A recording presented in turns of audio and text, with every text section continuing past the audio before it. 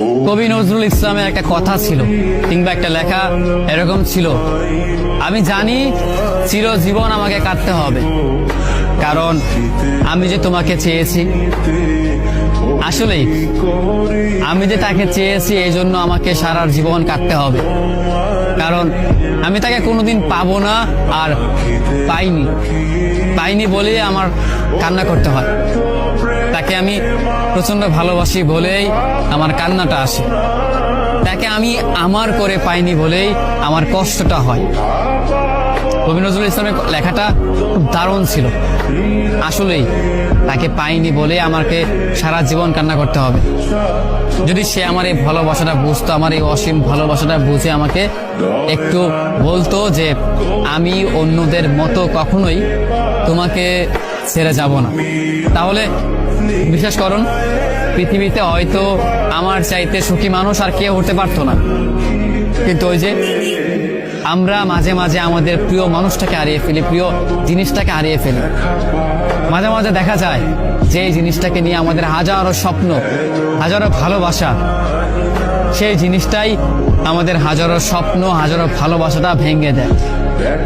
যাকে নিয়ে আপনি সারাটা জীবন সুখে থাকার চিন্তা করেন, সেই মানুষটাই আপনার এই সুখের স্বপ্নটা ভেঙে চুরমার করে দেয়। আমাদের প্রিয় মানুষগুলো বড়ই অদ্ভুত, তারা ভালোবাসতেও জানে না, তারা ভালোবাসাটাও বোঝে না, এই জন্য তারা আমাদেরকে ছেড়ে চলে যেতে চায়।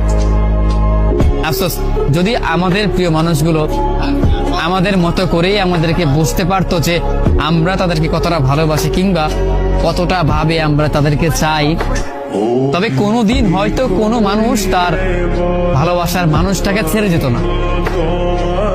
একটা মানুষ কখনো একটা মানুষকে ছেড়ে যেতই না, কারণ যদি ভালোবাসাটা বুঝতে পারতো, মনের ভিতর তার জন্য কতটা ভালোবাসা, কতটা দয়া, কতটা মায়া হয়, সেইটা একমাত্র শুধু আমিই জানি।